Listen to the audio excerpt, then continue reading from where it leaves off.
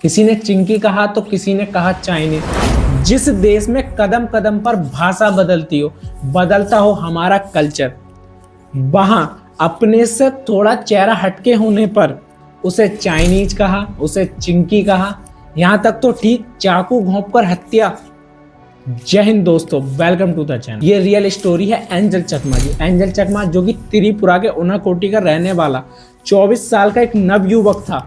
Angel चकमा देहरादून की जिज्ञासा university से अपना MBA कंप्लीट करने के लिए अपने भाई माइकल के साथ देहरादून में रहते थे। 19 दिसंबर की शाम उन दोनों भाइयों के लिए, यहाँ तक कि एंजल चकमा के पूरे परिवार के लिए शोक भरी शाम होने वाली थी। उन्हें क्या पता था, दोनों भाई 19 दिसंबर की शाम को देहरादून की मार्केट में कुछ खरीदारी करने के लिए जाते हैं।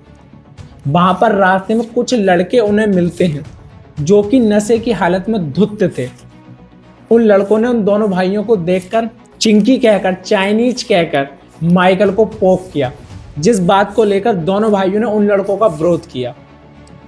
विरोध करने के बाद उन लड़कों ने दोनों भाइयों के साथ मारपीट, बदतमीजी स्टार्ट कर दी, यहां तक कि एंजल चकमा के चाकू घोंप दिया। जिसके बाद एंजल चकमा के भाई माइकल जैसे तैसे करके अपने भाई एंजल चकमा को देहरादून में हॉस्पिटल में भर्ती कराते हैं। हाँ, मेरा भैया था, उनका दो दोस्त हम लोग के साथ। हम लोग गए थे सामान लेने के लिए, तो हम लोग उधर पे तो हम लोग अपना सामान लेते हम लोग के साथ। उधर पे उन लोग का ग्रुप था उधर पे पूरा, तो उन लोग थोड़ा पी रखा था उन लोग ने। तो हम उधर पे गए, हम लोग आ रहे थे उधर से। हम लोग आए तो हम लोग अपना बाइक से अपना आ रहे थे हम लोग साथ। तो उन लोग हम लोग को मेरे को थोड़ा पोक कर रहा था, ये चिंकी उनकी मेरे को थोड़ा सा रेसिज्म कर रहा था। तो मैं थोड़ा अपने तरफ से अपने सेल्फ डिफेंस मतलब थोड़ा बोल रहा था कि भैया क्या हो गया करके। उधर पे हम लोग अपना मुझसे फोन में बात कर रहा था, मैं अपना कन्फेस किया कि भैया क्या हुआ, गाली क्यों दे रहे हो। तो उनका वो प्लानिंग था, क्या था मेरे को पता नहीं, पर उन्होंने डायरेक्ट मेरे में अटैक कर दिया उन लोग ने। तो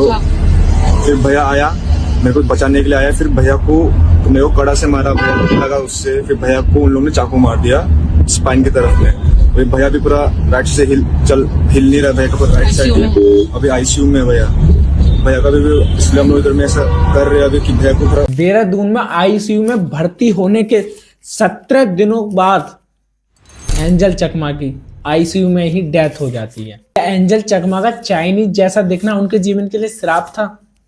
वो त्रिपुरा और मणिपुर उस साइड के लोग ये कहते रहते हैं कि हम इंडियन से, हमें चाइनीज मत समझो, लेकिन कुछ लोग उन्हें चाइनीज कहकर पोक करते हैं, चिंकी कहकर पोक करते हैं।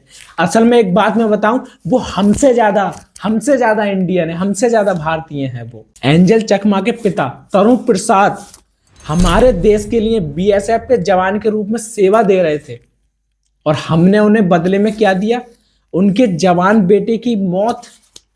जो पिता इस देश के लिए अपनी जान हथेली पर लेकर बॉर्डर पर खड़ा रहता है, जिस देश के लिए अपनी जान न्यौछावर करने के लिए कतई भी देर नहीं लगाता, उस देश में कुछ लोग उसके ही बेटे को छीन लेते हैं, उसके बेटे की जान ले लेते हैं।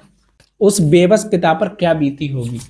एंजल चकमा की मृत्यु के बाद उनके पिता तरुण प्रसाद, जो कि BSF के जवान थे, मणिपुर में उनकी पोस्टिंग थी, वो अपने बेटे की मृत्यु के बाद न्याय की मांग करते हैं। उनका कहना यह है कि उनके बेटे के अपराधियों को फांसी की सजा हो। मेरा भी यही कहना है, मेरा भी यही मानना है कि एंजल चकमा के आरोपियों को छोड़ा ना जाए, कतई भी बख्शा ना जाए। मेरी उत्तराखंड के CM पुष्कर सिंह धामी जी से विनती रहेगी कि इस परिवार को उनके बेटे के खोने के बाद माइकल को, उनके पिता तरुण प्रसाद को न्याय दिलाया जाए और उनके आरोपियों को छोड़ा न जाए, फांसी दी जाए। उनकी मृत्यु के बाद 6 में से 5 आरोपी गिरफ्तार हो चुके हैं, जिसमें कि एक मुख्य आरोपी जिज्ञासा अवस्थी फरार है, वो भी जल्द ही गिरफ्त में आने वाला है। उस पर 25,000 का सरकार ने इनाम रखा था उसे पकड़वाने का, जो कि अब 1,25,000 से 1 लाख कर दिया गया है। बस मैं लास्ट में यही कहना चाहूंगा कि एंजल चकमा की आत्मा को भगवान शांति दे।